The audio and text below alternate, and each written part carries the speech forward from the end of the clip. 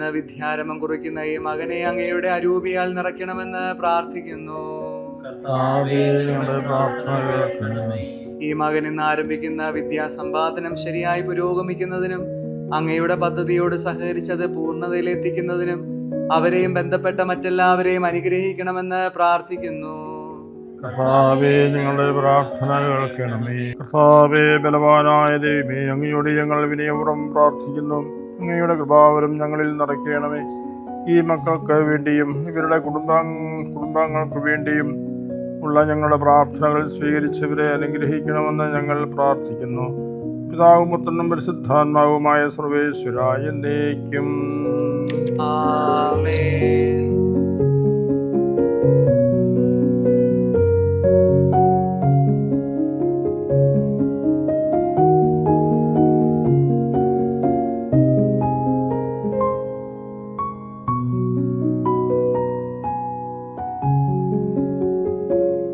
വിദ്യാരംഭം എന്നത് നമ്മുടെ പുരാതനമായ ഒരു പാരമ്പര്യമാണ്.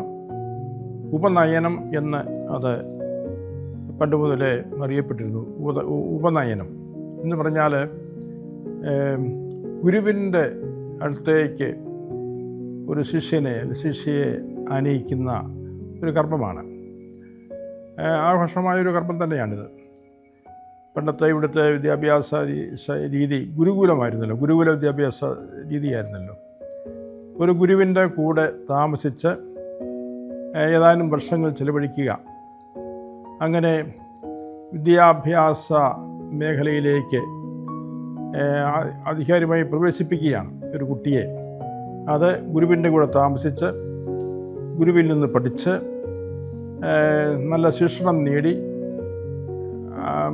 പ്രത്യേകിച്ച് നല്ല മൂല്യങ്ങൾ സമ്പാദിക്കുന്ന, നല്ല ഗുണഗണങ്ങൾ ആർജിക്കുന്ന ഒരു കാലഘട്ടമായിരുന്നു. അതാണ് ഈ ഗുരുകുല വിദ്യാഭ്യാസം, ഏതാനും വർഷങ്ങൾ. അപ്പം അതിന് ഔദ്യോഗികമായിട്ട് ആരംഭം കുറിക്കുന്നതാണ് വിദ്യാരംഭത്തിലൂടെ. അപ്പോൾ ഗുരുവിൻ്റെ അടുക്കലേക്ക് ഒരു കുട്ടിയെ ആനയിക്കുകയാണ്. അതിൻ്റെ ചില ചടങ്ങുകളൊക്കെ ഉണ്ടായിരുന്നു. കർശനമായ ശിക്ഷണമുണ്ടായിരുന്നു. ഭക്ഷണ രീതിയിൽ ഒക്കെ പ്രത്യേകതകളുണ്ടായിരുന്നു. നന്നായിട്ട് അധ്വാനിക്കണമായിരുന്നു, പഠിക്കണമായിരുന്നു. അങ്ങനെ ഒരു ഗുരുവിൻ്റെ കർശനമായ ശിക്ഷണത്തിൽ കഴിഞ്ഞിരുന്ന കാലഘട്ടമാണ്. ഈ കാലഘട്ടത്തിൽ ഈ കുട്ടികൾ അറിയപ്പെട്ടിരുന്നത് ബ്രഹ്മചാരികൾ എന്നാണ് അറിയപ്പെട്ടിരുന്നത്. അപ്പോൾ അങ്ങനെ ആ കാലഘട്ടം കഴിയുമ്പോഴേക്കും നല്ല ഒരു ജീവിതത്തിനുള്ള ഒരു അടിസ്ഥാനം കിട്ടുമായിരുന്നു. അത് അങ്ങനെ ആഘോഷമായി നടത്തിയിരുന്ന ഒരു ചടങ്ങാണിത്. കാരണം വിദ്യ എന്ന് പറയുന്നത് വളരെ പ്രധാനപ്പെട്ട ഒരു കാര്യമാണ്. വിദ്യ അത് വെറും ഒരു അറിവല്ല.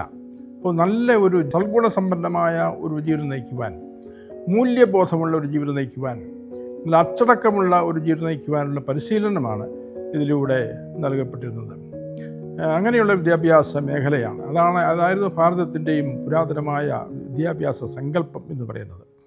ഒരു വ്യക്തിയെ ഉത്തമ പൗരനായിട്ട് രൂപപ്പെടുത്തിയെടുക്കുന്ന ഒരു പ്രക്രിയയാണ്.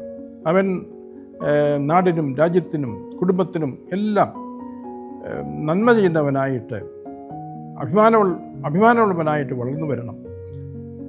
ഇതൊക്കെയാണ് ഇതിൻ്റെ ലക്ഷ്യം. ഇപ്പോൾ നമ്മൾ സാധാരണ ഇവിടുത്തെ സമൂഹം ഹൈന്ദവർ, അതിന് പ്രത്യേകമായി വിദ്യാരംഭത്തിന് പ്രത്യേകമായ ദിവസങ്ങളൊക്കെ ഉണ്ട്. നമ്മൾ ഇവിടെ ക്രൈസ്തവർ ഈ പെന്തക്കോസ്ത തിരുനാളിൽ ഈ വിദ്യാരംഭം കുറിക്കുന്ന ഒരു രീതി കുറച്ച് കാലമായിട്ട് അനുഷ്ഠിച്ചു പോരുന്നുണ്ട്. അതിനൊരു പ്രത്യേക കാരണമുണ്ട്. കാരണം പെന്തക്കോസ്ത എന്ന് പറയുന്നത് പരിശുദ്ധാത്മാവിൻ്റെ റൂഹാദക്കുരിശായുടെ ഒരു വരവിനെയാണ് സൂചിപ്പിക്കുക. ഈശോ വാഗ്ദാനം ചെയ്ത ആ ദൈവത്തിൻ്റെ ആത്മാവ് റൂഹാദക്കുരിശ, ആ റൂഹാദക്കുരിശ ജ്ഞാനത്തിൻ്റെ ആത്മാവാണ്, വിവേകത്തിൻ്റെ ആത്മാവാണ്, ആത്മസംയമനത്തിൻ്റെ ആത്മാവാണ്, ശക്തിയുടെ ആത്മാവാണ്. അപ്പോൾ നമ്മളോട് കൂടെ വസിച്ചുകൊണ്ട് നമ്മളെ നയിക്കുന്ന നല്ല ഒരു ജീവിതം നയിക്കുന്ന, നല്ല വഴിയിലൂടെ നടത്തുന്ന ദൈവത്തിൻ്റെ അരൂപി ആത്മാവാണ്, ദൈവത്തിൻ്റെ അരൂപിയാണ്, ദൈവത്തിൻ്റെ സാന്നിധ്യമാണ് റൂഹാദക്കുരിശ. ആ റുഹാദക്കുൽസ ആദ്യമായി ശിഷ്യന്മാരുടെ മേൽ ഇറങ്ങി വന്ന ആ സംഭവത്തെ പ്രത്യേകമായി നമ്മൾ പെന്തക്കോസ്ത് തിരുനാളിൽ അനുസ്മരിക്കുന്നു. അത് റുഹാദക്കുൽസയെ സ്വീകരിച്ചു കഴിഞ്ഞപ്പോഴേക്കും അവർ നല്ല അറിവുള്ളവരായി, ജ്ഞാനികളായി മാറി. ഈശോ പഠിപ്പിച്ച കാര്യങ്ങളെപ്പറ്റി അവർക്ക് വ്യക്തമായ ബോധ്യം ഉണ്ടായി. അവർക്ക് നല്ല ധൈര്യം ലഭിച്ചു. അവർ ദൈവാത്മാവിനാൽ പൂരിതരായി പിന്നീട് സംസാരിക്കുകയും പ്രസംഗിക്കുകയും പ്രവർത്തിക്കുകയും ഒക്കെ ചെയ്തു.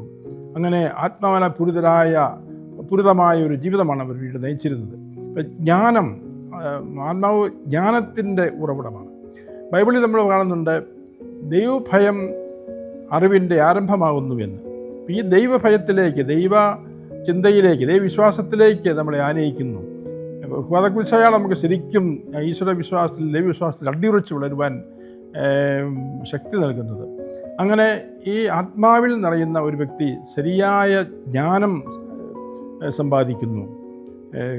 നല്ലൊരു ജീവിതം നയിക്കുവാനുള്ള കഴിവും ശക്തിയും വെളിച്ചവും ഒക്കെ അവർക്ക് കിട്ടുന്നു. അതുകൊണ്ടാണ് നമ്മൾ ഈ പെന്തക്കോസ്ത് തിരുനാളിൽ ജ്ഞാനത്തിൻ്റെ ആത്മാവാകുന്ന, വിവേകത്തിൻ്റെ ആത്മാവാകുന്ന റുഹാദക്കുൽസ ശ്ലീഹന്മാരുടെ മേൽ അയക്കപ്പെട്ട ആ ദിവസത്തിൻ്റെ ഓർമ്മ ആചരിക്കുന്ന ഈ പെന്തക്കോസ്ത് നാളിൽ വിദ്യ ആരംഭം കുറിക്കുവാൻ നമ്മൾ ശ്രമിക്കുന്നത്. കാരണം നമ്മുടെ കുട്ടികൾ അങ്ങനെയുള്ള ജ്ഞാനത്തിൽ വളരണം. ഭൗതികമായ ഒരു അറിവ് കൊണ്ട് മാത്രമാകുന്നില്ല, ശാസ്ത്രീയ ജ്ഞാനം, ഭാഷാജ്ഞാനം അതുകൊണ്ട് മാത്രമാകുന്നില്ല, അറിവ് അതിലൂടെ പൂർത്തിയാകുന്നില്ല. പക്ഷേ അറിവ് ജ്ഞാനമായി ദൈവികമായ സത്യങ്ങളാൽ അത് നിറയണം. യഥാർത്ഥ സത്യത്താൽ നിറയുമ്പോഴാണ് ശരിക്കും നമ്മുടെ അറിവ് വിശുദ്ധീകരിക്കപ്പെടുക, അത് നമുക്ക് നന്മ ചെയ്യുക, അത് ജ്ഞാനത്തിൻ്റെ ഒരു അനുഭവമായിട്ട് മാറുന്നത് അങ്ങനെയാണ്. അപ്പോൾ ദൈവവിശ്വാസം അതിന് അടിയുറച്ച ഒരു കാര്യമാണ്. അങ്ങനെയുള്ള ഒരു ജീവിതം നയിക്കുക, ദൈവ വിശ്വാസത്തിലും ദൈവസ്നേഹത്തിലും ദൈവികമായ അറിവിലും നിറഞ്ഞ വ്യക്തികളായിട്ട് ഈ ലോകത്തിൽ ജീവിക്കുവാനും അങ്ങനെ ആ ജീവിതം എല്ലാവർക്കും ഏറ്റവും അനുഗ്രഹപ്രദമായി തീരുവാനും ഇടയാകണം എന്നുള്ള ആ ലക്ഷ്യമാണ് നമ്മൾ വിദ്യാഭ്യാസത്തിൽ നമ്മൾ പുലർത്തുന്നത്. അതെല്ലാം മുന്നിൽ കണ്ടുകൊണ്ടാണ് നമ്മൾ ഈ ദിവസം പ്രത്യേകിച്ച് ഈ പെന്തക്കോസ്ത് തിരുനാളിൽ വിദ്യാരംഭം, നമ്മുടെ കുഞ്ഞുങ്ങൾക്ക് വിദ്യാരംഭം കുറിക്കുവാനായിട്ട് ശ്രമിക്കുന്നത്.